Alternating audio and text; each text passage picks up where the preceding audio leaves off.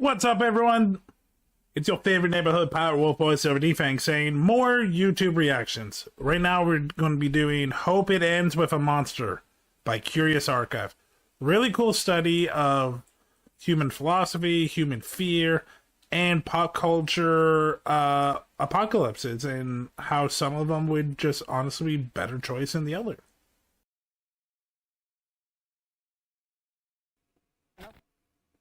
So, this is I Hope It Ends with a Monster, Curious Archive. This was sent to me by Octavia. Octavia videos are either ADH pilled or I worry about you. Let's see which one this is. Short of apocalyptic. Tropical cyclone. 4 million acres have already been. The end of the world as we know it. By the way, I want Godzilla Apocalypse 2. I hope it doesn't end at all. Nah, that's boring. Doomsday would probably be a huge bummer. It would, but you know what? We deserve it. Everyone you know annihilated. Every human achievement, every memory, every cone of gelato erased. We had it coming. If we're choosing apocalypses out of a lineup, if the world is going to end, I think a monster might be our kindest method of exit. Nearly every mythology has a creature whose job it is to wipe things clean come You would just nope it, Vermins? It's like universal. Nah, there's no ending, there's no apocalypse, I'm fine. And I'd argue that's because, ironically, it's the gentlest ending we can imagine. I mean, yeah. Zombies would be awful. I'd like to prove this with Fire a banana. would be awful. Space would be awful. This banana from the channel Yeti Dynamics. A computer-simulated, moon-sized hunk of potassium, the object appears downright apocalyptic, particularly when it blots Vermin's checks, no thank you. I will not be going to the Armageddon. I will be at home. out the sun. I'm reminded of a passage from W.B. Yeats's poem The Second Coming, of all things, in which a colossal beast threatens to plunge civilization into darkness. Yeats's monster is as close to an archetypal herald of doomsday as one can get. A demon with a gaze blank and pitiless as the sun. I don't know this one, but I want to know Robo-Bull, the giant Robo-Bull? That's the monster I want to destroy the world. Fear personified. Because it would be scary. Poke right? of death. To be snuffed out by some malicious giant, to witness destruction on a scale. I'm not touching you! Brrr, I'm touching everything! On the boundaries of anything glimpsed before.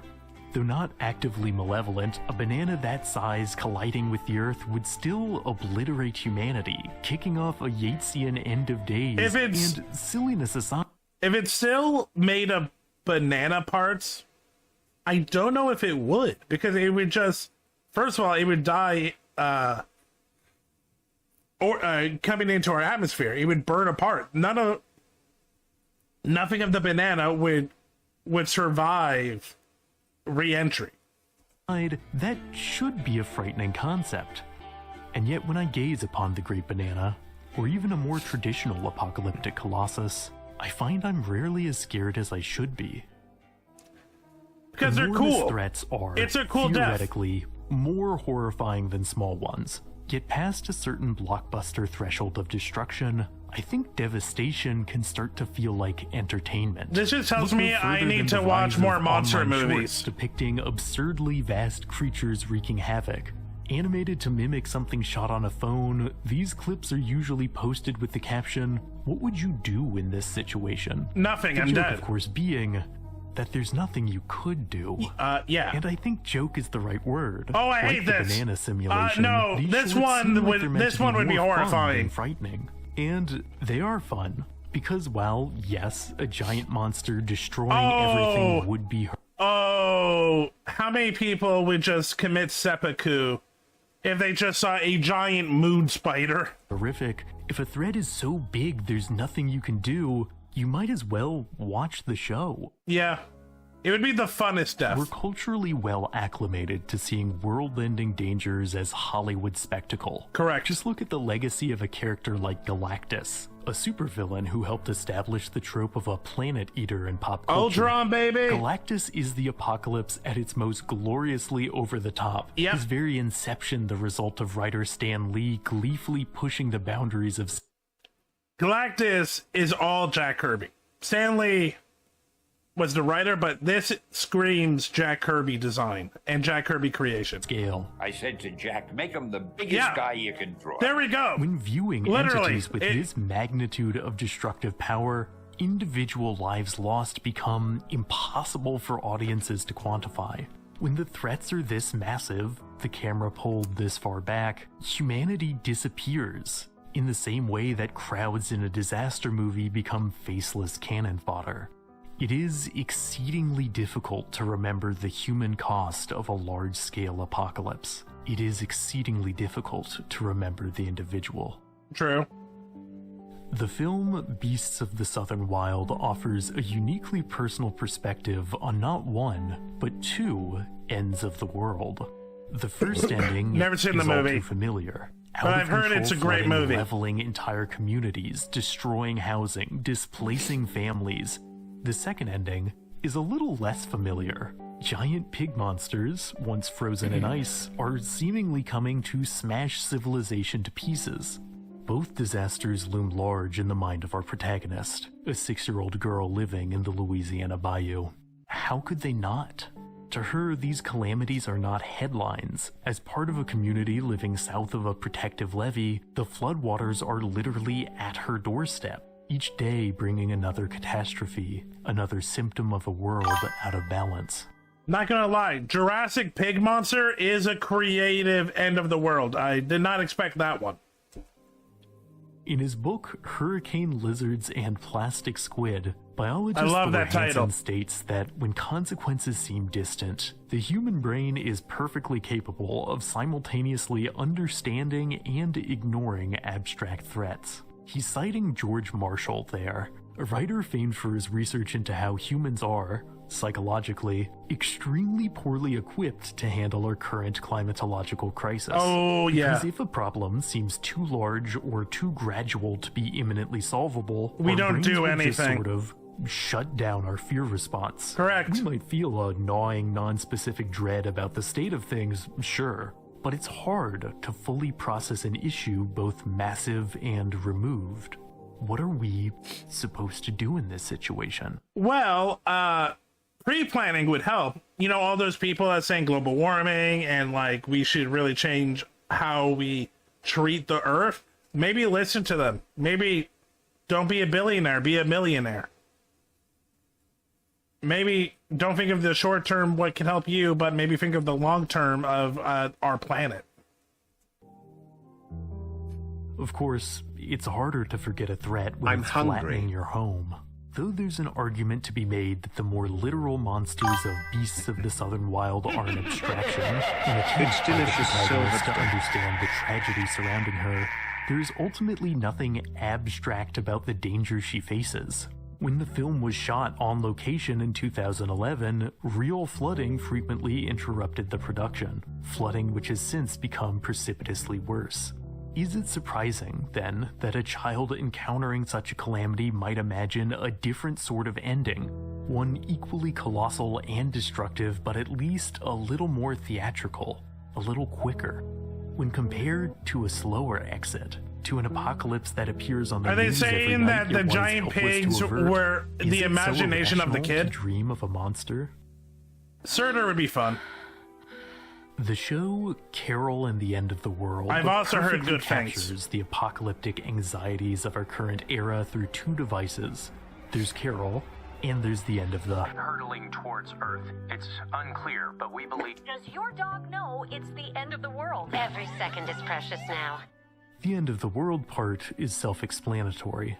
An ominous rogue planet is hurtling towards Earth, and while not a traditional monster, the object promises an ending of similar bombast and swiftness. What isn't self-explanatory is Carol's reaction to the planet. Because with just 7 months and 14 days remaining, Carol, an ostensibly normal middle-aged Incoming woman, at isn't break. up to a whole lot. And she knows she should be. Everyone else is up to what you'd expect when time is a dwindling resource, living the lives they've always wanted. Because why would you spend a second doing anything you don't enjoy if there are only so many seconds left? But Carol isn't changing her routines. She is still folding her laundry, still trying to schedule doctor's appointments, still sending checks regarding her expired credit card statement. When I first watched the show, a part of me wanted to shout at Carol, to ask, "What are you doing? Don't you know that time is fleeting, that the end is coming, and these moments are all you get?" And a part of me understood completely. So, here's the truth that people don't think. And we get, because most of us grew up with, like, entertainment and, like, the bombastic action and the most, like, whoa! Like, it's easier for us to be like, yeah, no, I don't need to think for tomorrow, fuck it. But here's the truth. Most people, especially older generations, and well, no, we all do, but the older generations have dealt with it longer, have a routine. And we stick to those routines. You see it a lot in times of, like, upheaval. Right now in the US, like, you see so many people just, like, being blindsided by Project 2025. It's not new. It's been there. People have said it, but they were so in their own world that they really just did not pay attention. And now they're like, no one told me. People told you. You kept your head down because you could only, your little brain could only handle what is in your world. I feel like, yeah, the same would happen in Apocalypse. People would just do what they normally do. Completely. Because we're all Carol to an extent. Yeah. We're all in the digital age aware on some level that any number of looming catastrophes might cut things short. And yet, it's extremely hard to hold on to that fear, to use it to break from routines, to do anything but stay the course while trying to ignore our ever-present dread. What else can we do? One of the more pointed aspects of Carol and the End of the World is a company, openly called The Distraction, where Carol and others like her do menial office tasks for the benefit of seemingly absolutely no one. But at least when busy and overworked, it's harder to remember what's hanging overhead. The devastating... I believe that this would really happen. I believe a company just for people to feel like they're functioning in a society would happen. Because that's the truth. Everyone wants to feel like the protagonist, but here's the truth. Most of us just want to live comfortably. And with that comfortability comes a routine. And with that routine comes complacency. It's just a fact. It's why so much shitty things feel like they're happening all at once. They're not. It's just gradually more people have just become complacent and have let things slide. And when things slide, it just slowly gets worse and worse. Impact of Carol and the End of the World. It's hard being at 100%. With the equally devastating Melancholia, a film about another rogue planet, identical in both appearance and trajectory. Much of the actual plot, however, revolves around a different sort of impending disaster, a wedding between lead character Justine and a man who appears to make her profoundly unhappy. For the first part of the film, most people aren't aware of the coming planet, but it's implied Justine has a unique cognizance of Melancholia's trajectory. So why, with doomsday on the horizon, would she attempt to stay on a course that's causing her misery? I thought you really wanted this. But I do. There are unseen layers to Justine's sadness. The title Melancholia referring to both the name of the incoming stellar object and to melancholic depression, a mental condition that Justine is living with. It is ambiguous how much of Justine's melancholy comes from external circumstances and how much comes from within, but still, it seems inarguable that the approaching wedding is a source of despair, and yet a part of her still seeks to go through with it, as if she still has all the time in the world. The truth both Melancholia and Carol and the End of the World confront is that we're not very good at living our lives like they have an ending. Because even if nothing goes wrong planetarily, our time here is fleeting. That's how it works. But knowing that rarely seems to help. Everyone in Carol and the End of the World could have, of course, been living... So, is the idea that how they want to spend the rest of their life is being a face paint kitty dirt bike gang? Damn furries. Like each moment mattered all along, just like how Justine could have called off the wedding ages ago. But even with the end in sight, choosing to actively change trajectory, to break from routine, can feel impossible. Trying to live a life while waiting for the apocalypse almost seems worse than the event itself. And though with most rogue planets in fiction the moment of impact is instantaneous, before that comes this nightmarish limbo, a period of protracted dread rarely experienced with conventional doomsday monsters. He looks who cool. Mercifully tend to get right down to business. That's horrifying. Perhaps the most notable exception to this is Unicron from the Transformers I kept saying Ultron, didn't I? Fuck me. I meant Unicron, my bad. franchise. A Galactus-inspired world eater that merges the most harrowing aspects of rogue planets and rampaging beasts. A living stellar object, Unicron often doesn't slay its victims in the initial collision. Instead, they are slowly digested within the planet's intestines, the very boundaries of their bodies gradually broken down. It's a concept that seems the worst of... It was a kick-ass kids movie from the 80s. Yeah, a little bit of a slow middle, but... Actually, no, the middle was good. The ending was, yeah. But, like, 2/3, great movie. Both worlds, both sudden and agonizingly drawn out. A paradoxical form of doomsday that could surely only exist within the boundaries of fiction. The blast shock passes in a matter of seconds. You cannot sense the presence of nuclear radiation effects.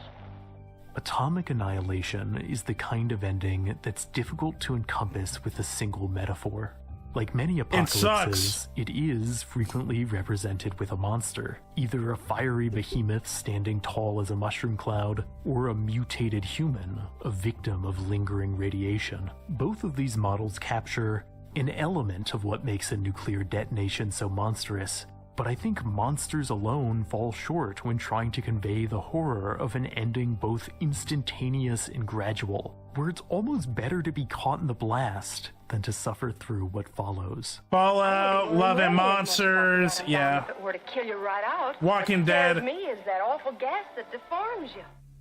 Both aspects of a nuclear apocalypse are illustrated in the 1986 animated film When the Wind Blows. Based on the graphic novel of the same name, the narrative involves an... I haven't seen this in full, but I've seen chunks of it. Trigger warning, When the Wind Blows is dark. Elderly couple in the English countryside who learn that global nuclear war is only days away, and yet at first, neither seems particularly worried. They're worried about scraping the paint on the doors they used to build their pitiful fallout shelter. They're worried about not having enough custard, but not about the bombs themselves. They refuse to change their habits because they have unwavering faith that the information contained in their government-issued pamphlets will protect them.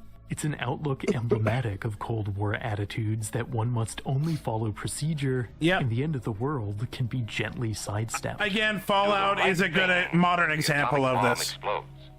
Duck and cover. These are first thing to do. These are real, by the way. These were real safety videos that, like, the U.S. made for the atomic bomb. The couple's optimism isn't entirely unfounded. They both lived through the bombing campaigns of World War II as children, so a few more bombs don't seem worth making a fuss over. Even after the detonation comes, and it does come, the couple thinks they must be in the clear after surviving the initial blast. What they don't realize, what they can't imagine, is that a nuclear blast is more than an explosion, a flash in the pan. Fallout is an invisible hell, a plague that creeps into rain and groundwater that cannot be outsmarted by simply ducking and covering. It'll take more than a few bombs to get me down. The confidence of the couple in When the Wind Blows that everything will work out, even after the sky turns dark and the nation falls silent, speaks to a larger disconnect between how we perceive apocalypses and what an apocalypse actually looks like. Earlier, I spoke of crowds in disaster movies, how they cease to be individuals, but separate from those crowds are always the protagonists, the chosen few who, when doomsday comes, will hop in their cars and escape what the rest of humanity cannot. I think it's hard, when imagining the apocalypse, not to picture yourself as one of these. I brought this up earlier. Yeah, we all want to be the protagonists. When shit happens, we all want to feel like we would be the ones that survive. But here's the truth. A lot of these situations, there will not be a protagonist. All survivors, someone who is, somehow, canny enough to stay ahead of Armageddon. These sorts of fantasies ignore, 2012, of course, I've seen most that. Everyone sees themselves in this way. War of the Worlds, seen that. Real disaster, The roads Happening? will become clogged with No, countless War of the people Worlds. with the same idea that some calamities simply can't be hightailed away from. Correct. I think most of us know that on some level, but still, it's hard to fully accept that the end of the world will also apply to you. You better clear up the broken glass and all this debris. All in all, I'd say we've been very lucky around here. I don't think it's a spoiler to say that When the Wind Blows does not end with the couple driving away to safety. Nope. Radiation isn't the kind of Chernobyl ending you is can also a escape good example. post-exposure or outwit with a few minor precautions. It is not the sort of problem that can be solved by not thinking about it. And yet, огромных разрушений, о которых не умолкает твердят средства массовой информации. I do find it funny that the worst apocalypse is man-made 100%. Atomic fallout would be the worst way for the world to die. Planet crashing into us, instant. Monsters, cool. Zombies kind of go under atomic in a little bit. Literally, the worst outcome, all us. И Запада нет. the same year that When the Wind Blows was released, a very real nuclear disaster struck Eastern Europe. If there's one through line that emerges in Svetlana Alexievich's book Voices from Chernobyl, a collection of interviews from survivors of the catastrophic nuclear plant meltdown, it's that government officials consistently downplayed the risks of radiation exposure. No one said anything about radiation, one survivor recalls. To this Doctors kept day, telling people radiation they'd been levels poisoned by are gas. still There is a sense toxic, in and these people are interviews still being of the mutated profound slightly. disconnect between what people were seeing and what they were being told they should see. Das In a Bedania. scenario that darkly reflects George Marshall's writings on the human ability to ignore abstract threats, when faced with a massive, unwieldy problem, authorities decided to outwardly pretend the fallout simply wasn't happening. Oh God, poor Birdie. Denial. Despite attempts at cover-up, we now know there is I feel like every part has been a little bit of humans' denial. a monster still living at the heart of Chernobyl. It's called the Elephant's Foot, a gargantuan mass of melted corium so radioactive that at the time of discovery, just standing next to it for 5 minutes proved lethal. God and damn. if this creeping mass were to ever hit groundwater, the resulting explosion would kickstart a new disaster, likely even more destructive than the first. Today, the Elephant's Foot, now solidified in concrete and steadily dropping in radioactivity, doesn't seem like it's going anywhere. But it's still surprising to me that I the did not solution know has about been the to elephant's just foot. That is leave it there. insane. Then again, Yes! isn't that usually humanity's solution when it comes to large-scale threats? Yep, cover to it up. ignore them, and then, if that doesn't work, say there's nothing we can do. In Gareth Edwards' 2010 film Monsters, giant alien squids are spreading across the globe, and yet people are treating the situation like they would any other far-off disaster. They're acting like there's nothing to worry about. Though we, the audience, can tell the creatures are capturing city after city, that the zone of infection is rapidly growing, very few characters seem to be panicking.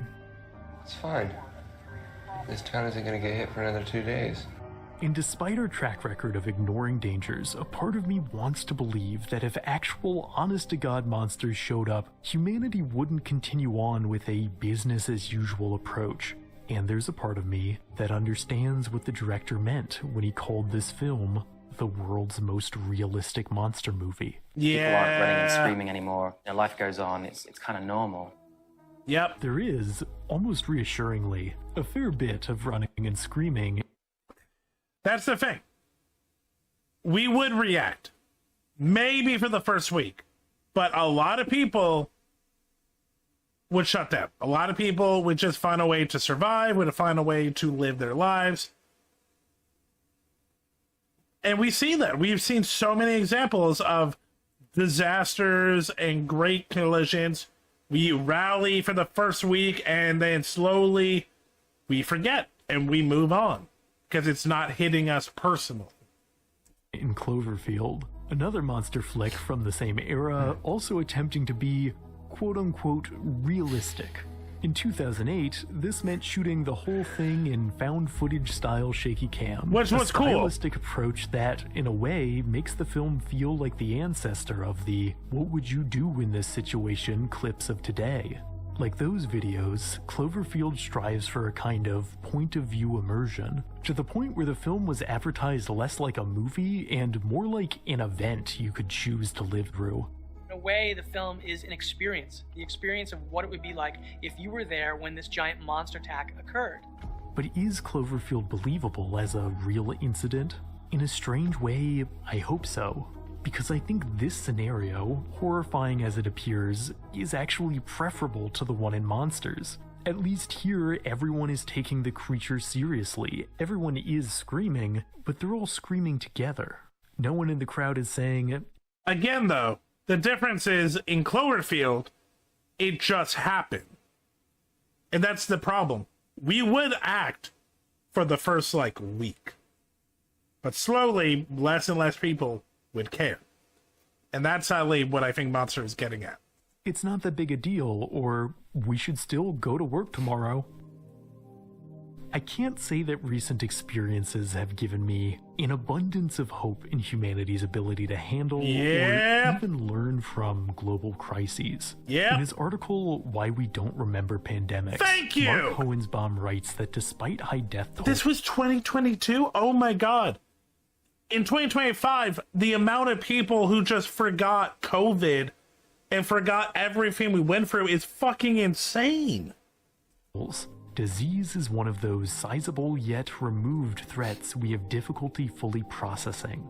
Though it leaves visible scars in the population, illness is ultimately an invisible vector. And therefore easier to overlook and ignore. Also easier to manipulate. I saw a lot of people posting about how even if, say, zombies were rising up, a lot of employers would still ask us to come into work. And yeah, I can see that. At which point, a part of me would rather the zombies just hurry it along. When you think you're gonna get eaten and your first thought is, great, I don't have to go to work tomorrow. What the is this world? Agreed, what Vermints. have they done to us?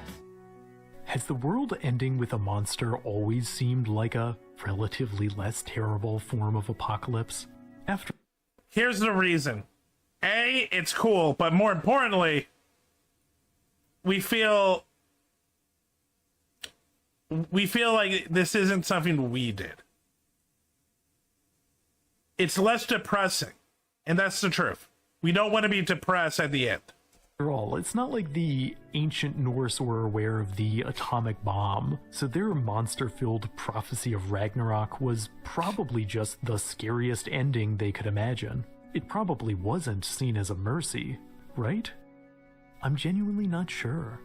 Biblical accounts of beasts heralding the end times are often framed through more explicit language of punishment, and I think many people therefore apply retribution models to other doomsday monsters.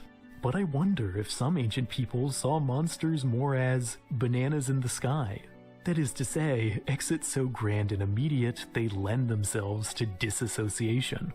Because it's not like our ancestors weren't aware of other kinds of endings. Plagues, societal collapse, natural disasters. There have always been slower, more mundane ways for our stories to conclude. And yet, over and over again, monsters have been the method that cultures have put their faith in. Sorry, but that might be the most annoying thing, is how many times people will forget history. How many people will not look at history and see that we should be better. Chernobyl showed us in reality what an atomic what happens when an atomic bomb goes off. We still haven't done much. We've done a little, but not much.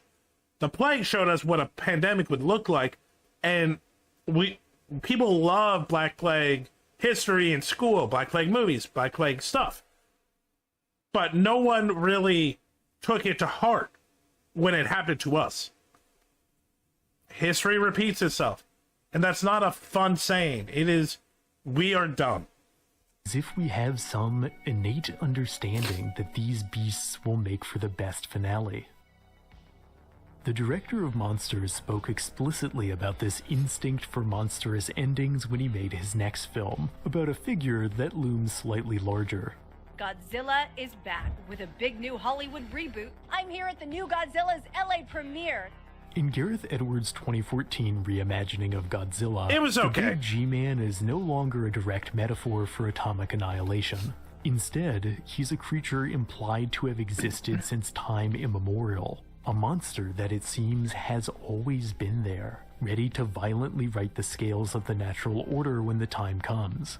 In portraying Godzilla, Edwards has stated he drew upon our predisposition for doomsday monsters, the idea that somewhere in the minds of humans is the expectation that a large beast will one day arrive and spell our doom. There's something deep in our DNA. There's always this threat of an animal was going to come, and now we live in the modern world, and our huts have got bigger, like 30 stories high, so our nightmares get 30 stories high. I won't claim that there's sufficient evidence to declare our instinct for doomsday monsters is molecularly encoded. It's so fucking goofy. There is, at least for me, an undeniable sense of inevitability to the imagery of Godzilla. It's me, Godzilla! To any giant monster, really, towering over the horizon. It taps into something, it just feels right. By the way, shout out to Godzilla -0. Fucking great movie. Inevitability is one of the few words, I think, that speaks to the impact of the monsters in Creatures of the End Time. The creation of filmmaker Christian Sherba, this video and its companion, Creatures of the Fog, are once again shot in the handheld what would you do in this situation format, except the feeling of raw dread they conjure turns them into something else entirely. Watching these recordings is an exercise in sheer silent terror. Yet though far from comforting, there is also a strange sense that you're watching something that was always going to happen. Oh, that's a fun creature design. This is the natural decomposition process of Earth itself. In contrast to your typical apocalyptic sky, flocks of birds appear in both videos. In fact, the final shot of Creatures of the End Time is a shimmering flock of something. A sight both unsettling and undeniably beautiful. We love the allegory of birds being really so bad. Being our first prediction. It goes back to the canary in the coal mine. While playing through Strange Shift Studios' Chasing the Unseen. Oh, this is cool. In which you explore a vast ruined landscape inhabited only by yourself and immense awe-inspiring creatures. The actual gameplay of Chasing the Unseen is surprisingly slow. The obvious parallel one could make is to the experience of playing Shadow of the Colossus, a title with an equally desolate world and equally imposing behemoths. But Shadow of the Colossus is punctuated with moments of thrilling action, where you take your sword and drive it into a colossi's head. Chasing the Unseen offers no such climactic beats. There is very little to do except reflect on the state of the world. An overtly abstract game, it is difficult to say definitively that the story takes place after some calamity, but that was how I interpreted the shattered landscape, and if that's the case, then surely these monsters are the culprits, the beasts who broke the world. But unlike in Shadow of the Colossus, these creatures never attack you, they simply exist. The same is in fact true of the Creatures of the Fog in End Time. They look menacing, but we never really see them destroying anything. There is, at times, a sense in both pieces that these monsters are more like the cleaning crew, here to usher out a world that's already dying. Blood jellyfish. Even if these creatures are, in fact, the source of the apocalypse, if the exit they offer is so gentle, so tranquil one can barely discern why the lights are dimming, is that such a bad way to go? Maybe. Hideaki Anno's Evangelion series God. is, in some ways, the ultimate summation of whether it's better for things to end with a monster. Whether, if such an exit is on the table, the world should even be saved. Okay, I say that, but Evangelion is so endlessly interpretable, so dense as a text, that making any judgment on what it all means feels... Alright, let's just start with what we know. Spoilers ahead. Evangelion primarily follows the perspective of Shinji, an 5 minutes, and he's going to try to sum up the meanings of Neon Genesis Evangelion. Good luck, my friend. Good luck. adolescent boy conscripted to fight against monsters that, seemingly, seek to cause the apocalypse, but drafted into a war he doesn't understand by his dad, violence he can't process because his dad won't. Sure that because his dad wants to manipulate him. Worth fighting for. Because everyone around him sucks. To put it bluntly, an extremely troubled kid. On Shinji, purpose, like most characters in Evangelion, lacks the support structures needed to endure the trauma of the world around him. That was done on purpose. Of all human connection, by his dad. He struggles to see the value of humanity at all. Shinji's task for most of the series is to pilot a colossal Ava unit. Get in the robot, Shinji. Machine just as bestial as the invading creatures called angels that it battles against. But the ultimate herald of the apocalypse is Shinji's friend Rei, who, in the film that caps off the original series, ascends to a form of monstrous godhood. The reason all this happens is...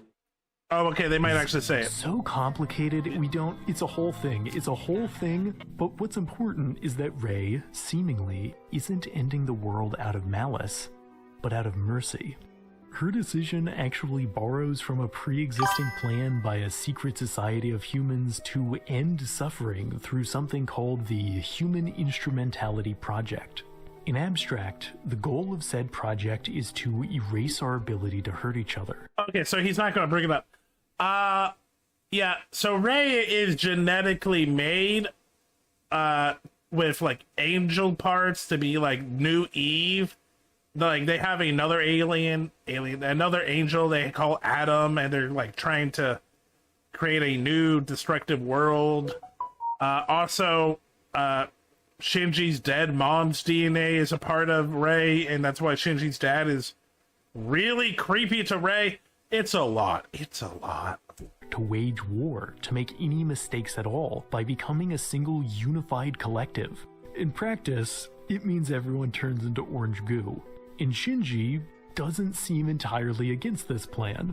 Evangelion is one of the only pieces of media I've seen where the protagonist, at least semi-willingly, works with the monster to end the world, with the feeling that maybe this is better for everyone, that maybe the kindest exit for humanity is that we all become soup.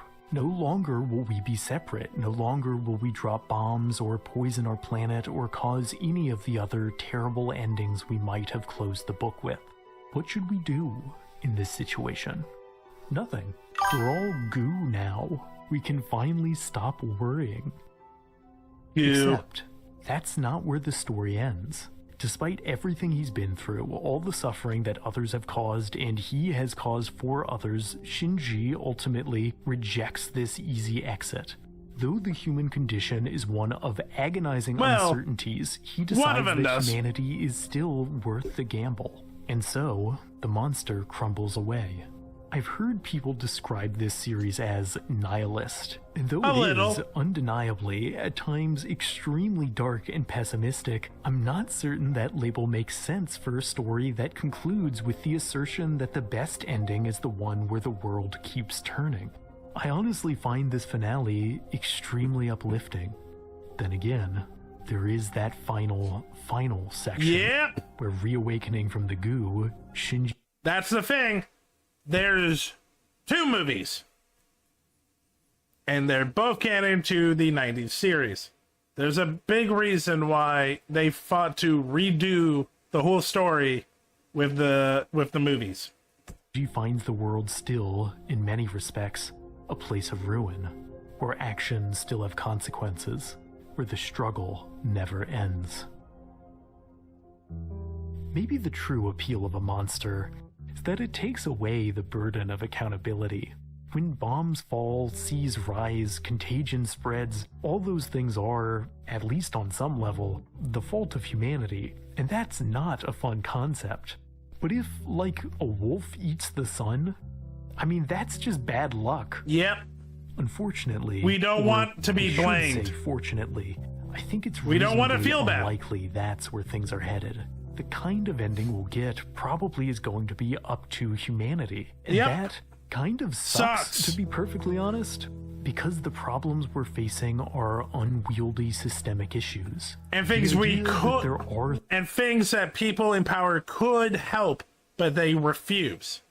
Things we can do in this situation is important to hold on to. I said at the beginning of the video that I hope it doesn't end at all, and genuinely, I mean that. But I think it's understandable if, on occasion, we take a moment to imagine some great beast wiping the pressure away. And then, we keep going. Just keep swimming. And as always, thanks for watching. If you enjoyed this entry, thank you, Curious Archive. That was fun.